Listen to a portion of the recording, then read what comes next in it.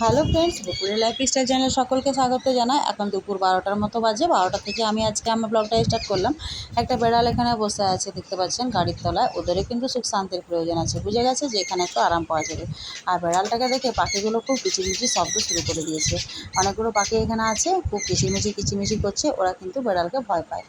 আর সকাল থেকে আমার একটু সময় হয়নি আজকে ব্লগ করার মতো। তো আজকে কিন্তু বুধবার। তো বুধবার আজকে বুধবার মোটামুটি রান্নাবান্না সব কিছু হয়ে গেছে। এখন প্রায় 1টার মতো বাজে।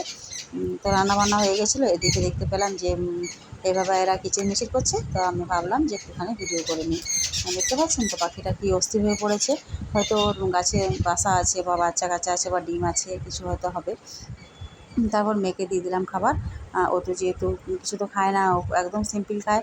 একটুখানি পেঁয়াজ পোস্ত, শাক ভাজা, একটুকুর মতো লেবু আর ডাল, বেশ মিক্সড ডাল করেছিলাম আজকে। তার সঙ্গে রয়েছে সয়াবিন দিয়ে দইয়ের তরকারি। আর তারপরে আমি ডাঁটা পোস্ত করেছি, লাল ডাঁটা। তো সরাসরি চলে এলাম বিকেলবেলা নিজের তো মানে শরীরের যত্ন নেওয়া হয় না।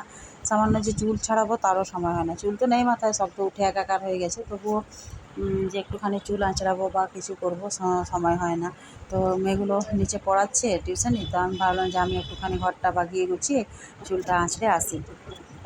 বিকেলবেলায় যেমন প্রত্যেকদিন সকলের কাজ থাকে, সেরকম আমারও কাজ থাকে। তো গিয়ে আবার খাবার করব। এখন চুল আঁচড়ে নিই, তারপর খাবার করব। ঝাড় টাড় দিয়ে নিলাম, চারিদিকে পরিষ্কার করে নিলাম। আর কত বালিশের কভারগুলো না আজকে কেচেছিলাম।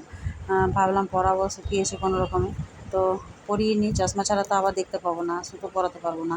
সেজন্য চশমাটা ইউজ করতে হয়, নইলে এমনি সারাদিনে চশমা প্রয়োজন হয় না। যখন এই সুতো টুতো পরাই, 40 পার করে গেছি না, 40 বছর হলেই কিন্তু এগুলো দরকার হয়, ডাক্তার যেটা বলেছে। তো আমি কিন্তু দুটো কভার পরাই। একটা কভার মানে রোজ কাচি না। যেটা উপরের কভারটা থাকে সেটা 2-1 দিন পর কেচে দিই। আর এটা যদি ভেতরে থাকে, যখন বালিশটা খুলি দেখতে খারাপ লাগে না, একটু ভালো লাগে দেখতে। তো এরকম করে মোটামুটি যতগুলো বালিশের কভার কেচেছিলাম মুড়ে দিই। মুড়ে দিলে একটুখানি সুবিধা হয়, বেরিয়ে যায় না। তো এটা একটা কাজটা করে নিলাম। সারাদিন তো কাজের ছুটি নেই, কাজ আর কাজ। সময় একটু থাকলেও মানে মনে হয় এটা করি ওটা করি। আর এই যে বাচ্চাগুলো, টুইন্স বেবিগুলো দেখতে পাচ্ছেন তো, ওদের সঙ্গে একটুখানি মজা করলাম। কোথায় গেছিলিস তুই? এই যে মেয়েটা। কাকে বিস্কুট দিয়ে আলি?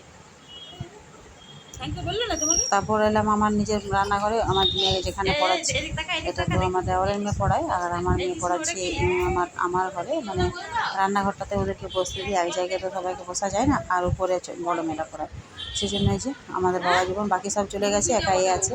এর একটুখানি যেতে লেট হয়। তার সঙ্গে আছে চন্দ্রিকা, চন্দ্রিকা উপরটায় বসেছে। আজকে ব্লগ এ পর্যন্ত।